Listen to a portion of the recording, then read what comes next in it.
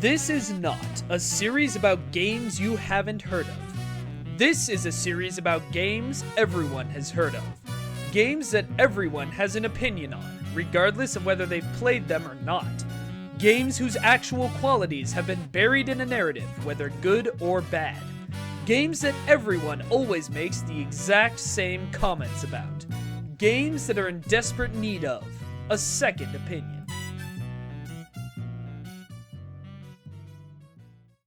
Hi everybody, Dr. I. Coleman, PhD in something silly, etc. Listen, in the comments of last week's video, YouTube user Joseph Sabis asked if I would give my thoughts on Battleborn, and since I've played Battleborn more than any other game that came out this year, I'm more than happy to oblige, but here's the thing. Originally, I was going to leave Overwatch out of this video, because they're completely different games with completely different premises and completely different playstyles. But then I thought, no. The Overwatch fandom is the reason Battleborn failed in the first place. They're the reason that the Battleborn tag on Tumblr got spammed with so much hate that actual fans of the game had to make a different tag for fan art and stuff. They're the reason I couldn't talk about liking Battleborn on my own podcast without getting laughed at. So I'm coming for you. It's time to give this whole bloody, pointless war a second opinion. Hey guys, you want to hear a joke? Battleborn! Oh hey look, I just got 1 billion views on this video.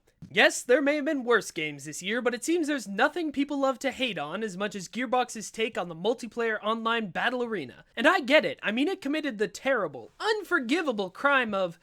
Oh wait, hang on, it's actually good, isn't it? Like really good. The only reason it failed is because it came out at the same time as Blizzard's incredibly overhyped hero shooter, Overwatch. And because it was really poorly advertised, everyone thought they were the same game. And if you can only afford to buy one of the two games, like most of us could, why wouldn't you get the one everyone said was guaranteed to be way better? Especially considering Gearbox's history of, how can I put this, straight up lying to our faces? I mean, who's actually going to take the time to research both games and see which one you genuinely prefer?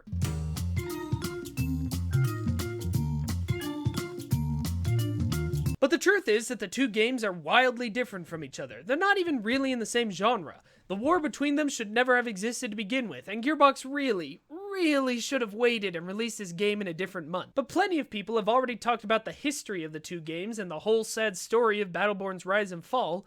In particular, I think Jim Sterling did a really good job of covering it fairly in his Battleborn post-mortem video. That's not what I'm here for. Second Opinion is, at heart, a games criticism show, one which tries to strip away the years of context from entertainment experiences and look at them purely from an artistic standpoint. How good they are to play, not how good their marketing was. Vulture's Jonathan Riviera wrote, "It's hard to separate Overwatch the game from Overwatch the phenomenon, but that's exactly what I intend to do.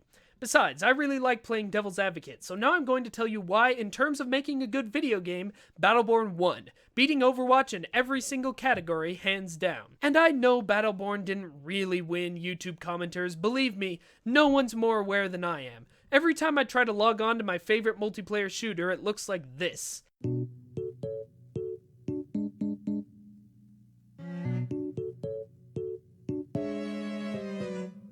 So believe me, I know. Let's go down the list of things people think Overwatch did well, shall we? Why don't we start with story? Battleborn has one. The end. Okay, seriously. Overwatch has gotten a ludicrous amount of praise for its story and lore, and that is patently ridiculous. It's the same thing we were talking about last week. People think Overwatch is good, and Overwatch has a story, so Overwatch must have a good story. Well, that's simply not true. First of all, none of the story is even in the game, instead being told through videos and comics on Blizzard's website. Kinda like some other game I can mention. What was that? What was that called? And sure, that's a viable way to tell a video game story, I suppose, if you're lazy and think that just writing a book is more interesting than trying to tell an interactive story in an interactive medium, but so much of it just doesn't make sense. The lore is wildly inconsistent, with timelines that don't line up. To use one of many examples, which are only a Google search away, Tracer somehow took part in the Omnic Crisis 4 years before she was born. Also, there's just a cowboy. No explanation, no rationalization, just a cowboy in the year 2076. Yeah, why the hell not? And it might seem petty, but it really is disappointing that the lore stops when the game begins. At least Team Fortress 2, the game that heavily inspired. Nearly every aspect of Overwatch's creation tried its best to represent its gameplay and its story, to have in-game dialogue between the characters that reference that story, and to tie maps, events, and even whole game modes to that story. Meanwhile, Blizzard's Team Fortress 3 is supposedly about a team of superheroes reforming to save the planet from something, but it's actually about a team of superheroes killing the hell out of each other, and themselves, since there can inexplicably be up to 12 of a single character running around the map. The world needs heroes to kill each other, apparently, and commit temporal suicide, and seriously, does this have anything to do with the game Overwatch? Anything. Any one single thing. Battleborn, on the other hand, has a fully fledged story mode about a group of ragtag heroes fighting an evil alien race called the Varelsi for control of the last star in the galaxy. Not only is it, in my opinion, a more interesting premise from the get-go, focusing on a humorous yet surprisingly dark narrative that essentially asks the question of what a post-apocalyptic story would look like on a galactic scale instead of a planetary one, not only does it have an actual plot instead of just some light backstory and shallow lore, and not only does it go the extra mile to ensure that playing story missions with different characters or different combinations of characters can lead to different lines of dialogue, making a fairly simple plot line something that's fun to replay over and over again to get the extra lore details.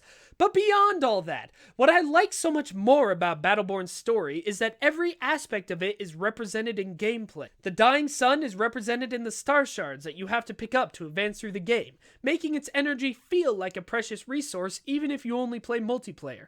There's actual reasons and in-game explanations for the characters to be fighting each other and even to be fighting themselves. They even make sure there's a good in-universe explanation for the checkpoint saves, something that nobody would have cared if they'd just never acknowledged. Battleborn's story feels like an integral part of the universe, and when you play the game, you feel like you're immersed in that world.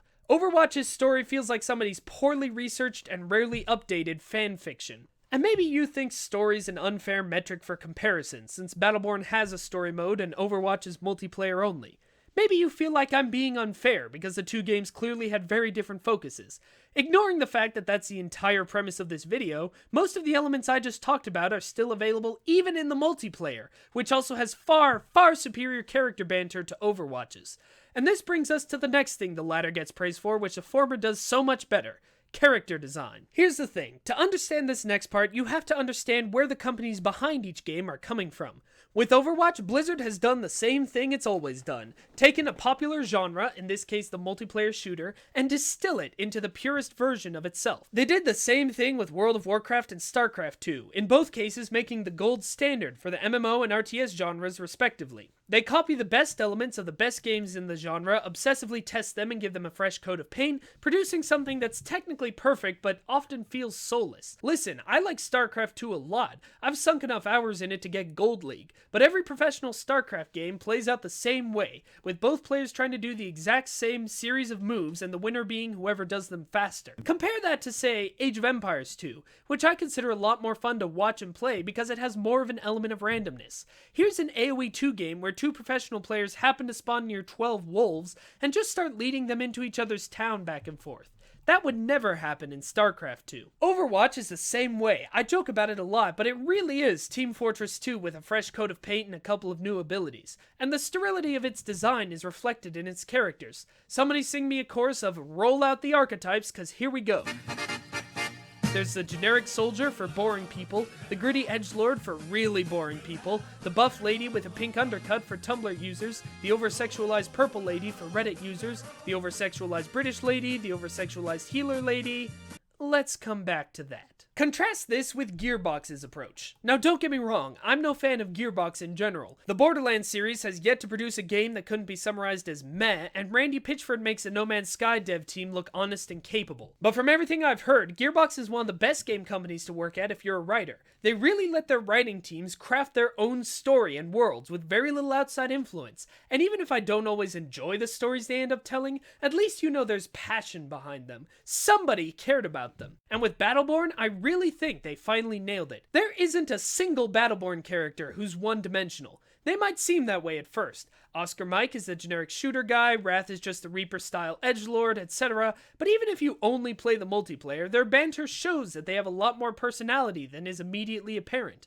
Oscar Mike, for example, turns out to be a really sensitive and scared clone trying to figure out his place in the world. And while Wrath is an edgy vampire, he's also a parody of himself, a gentle jab at the ridiculousness of characters like Reaper. Overwatch never has any of that cleverness or subversion. It's just one of the war boys from Mad Max, an angsty guy in a skull mask, and a cowboy. Okay, seriously! Cowboy! Why? Forget going on a deeper level of characterization. Let's talk about the surface level of explaining why a character exists in a world. But you see, Overwatch doesn't care about that, because Overwatch is a machine for money, with a handful of popular archetypes that are designed to appeal to enough people to help make that money.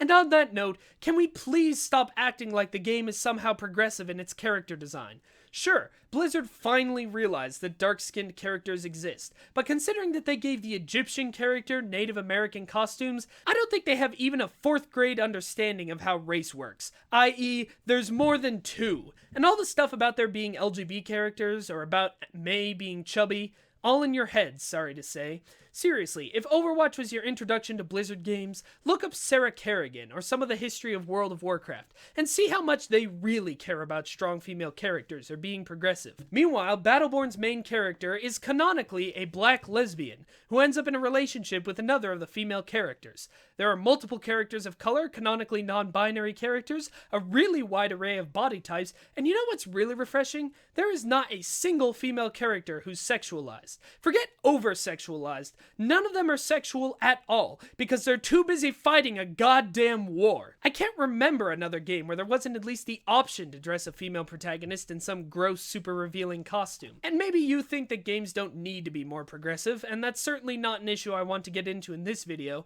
but I think it speaks to the larger disparity in both games' character designs. Blizzard's doing what games have always done. Gearbox is doing something new.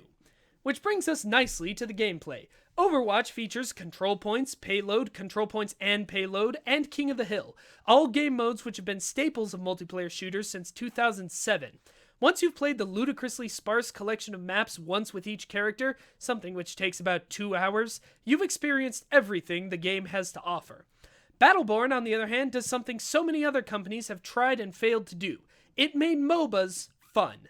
Now listen, I've sunk tons of hours into Dota 2, League of Legends, and Blizzard's own Heroes of the Storm, and while I understand and respect that to a lot of people they're a lot of fun, I've always found them to be mostly frustrating.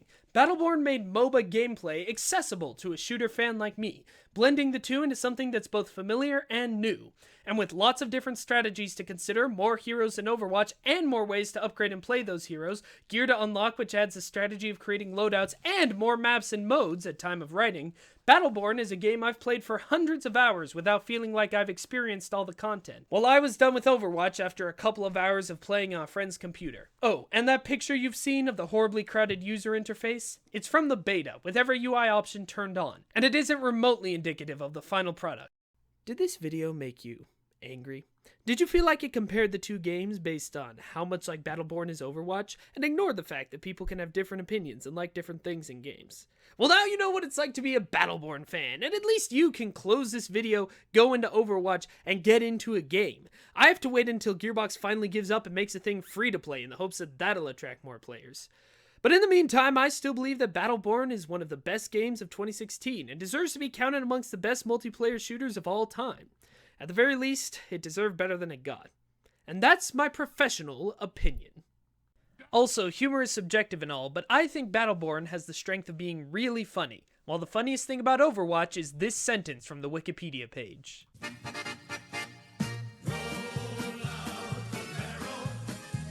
Thanks for watching this episode of Second Opinion. Whew, it was a spicy one, huh? If you have a game you think needs a second opinion, be sure to let me know in the comments, and there's a good chance your idea will be covered on the show, just like Joseph's was. New episodes go up every Friday night. If you want to see more work from me and the rest of the talented Hey Poor Player team, be sure to subscribe, follow us on Twitter, or check out HeyPoorPlayer.com, where I do a lot of reviews. If you know someone you think would like the show, please tweet about it or share it on Facebook, or just spread the word. Every extra view proves the show is viable and ensures that I can make more episodes. Until then, stay professional. Stay opinionated.